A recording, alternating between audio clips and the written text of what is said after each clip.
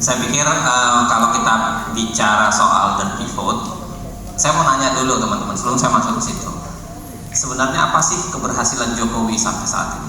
Tidak ada. Menaikkan anaknya. Singkong jadi jagung. Singkong jadi jagung. Ya, teman-teman setuju ya? Saya mau bilang ada satu yang kalian tidak sadar. Dia berhasil untuk menghidupkan kembali yang namanya oposisi.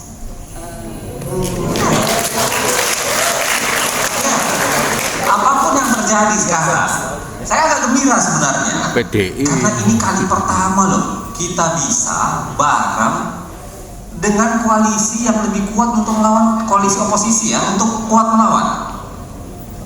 Coba bayangkan dulu waktu KPK kita dihajar oleh PDIP loh. Nah, iya, jujur aja tadi yang ditonton Masinton itu kan yang lawan kita waktu kemarin KPK. Jadi saya ingin bilang apa? Selalu di setiap mungkin ada efek buruk, tapi ada silver lining, cahaya keperakan tuh di setiap yang namanya mendung. Dan saya kira satu sisi, saya akan jawab terakhir mungkin atau perdebatan diskusi kita ya, apakah kita bisa berhasil untuk menguatkan oposisi itu apa tidak. Saya masuk ke soalan, memang problem yang paling mendasar dari cara kita berdemokrasi dan bukan cuma sekedar kita adalah apa yang sering disebut dengan kill the messenger. Jadi selalu siapapun yang membawa pesan itu yang coba dibunuh, bukan substansinya tapi pembawa pesannya. Kalau Anda belajar hukum internasional, Anda tahu tuh itu sejarah lama pertama kali ketika utusan-utusan itu dilarang untuk dibunuh. Utusan pembawa berita, pembawa kabar itu dilarang untuk dibunuh. Itu menjadi fatsun hukum internasional pertama tuh, don't kill the messenger. Tapi sampai sekarang yang dilakukan di media sosial itu dipakai. Jadi apapun yang Anda sampaikan bukan substansi dulu yang dia perdebatkan. Sampai sekarang bukan bermaksud apa-apa ya, tapi coba tunjukkan mana dari data Diktifut yang mereka bisa bantah. Yang mereka lakukan adalah kill the messenger. Jadilah Ferry PKS, saya PDI, dan ya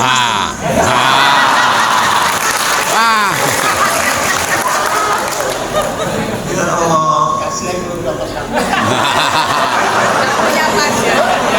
Kalau dia tempatnya PKI, jadi memang dia dapat spesifik.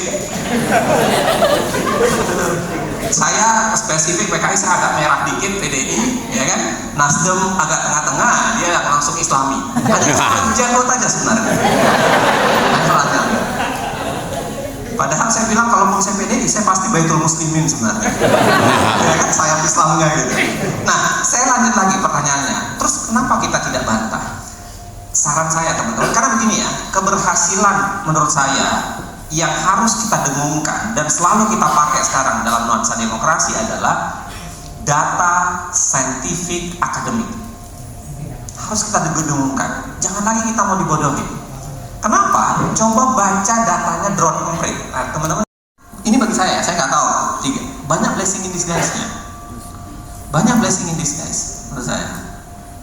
Coba sederhana nih, saya pakai logika teman-teman saja. Kalau Jokowi tidak belok, tiba-tiba 02, kira-kira siapa pelanggarnya? Siapa yang melakukan banyak pelanggaran-pelanggaran, kita ditindas dan lain-lain sebagainya? Ya kira-kira salah satu pastor yang lain kan, yang awalnya udah jadi dukung kan. Ini kan hanya karena tiba-tiba belok gitu. Ya yang sesederhana itu bisa kita lihat sebenarnya, bahwa ya blessing in disguise-nya ada. Saya termasuk yang bilang bahwa ya beruntung juga Jokowi belok gitu, ya kan? Jadi garis antara hak dan batil itu jauh lebih mudah gitu. Ya nonton aja, ya kan, hak dan batil. Kalau dia tidak belok, misalnya dia menggunakan narasi yang sama di tahun 2019 melawan pelanggar HAM, kita repot loh. Mana yang hak, mana yang batil nih? Ya kan? Kan sesederhana itu sebenarnya. Dan saya bilang banyak guys. Kita sedang nembak Jokowi, tapi karena Jokowi banyak berdiri di sampingnya salah satu paslon, ya dia kena tembak banyak gitu. Sesederhana itu sebenarnya logikanya. Nah, balik, kenapa kita tidak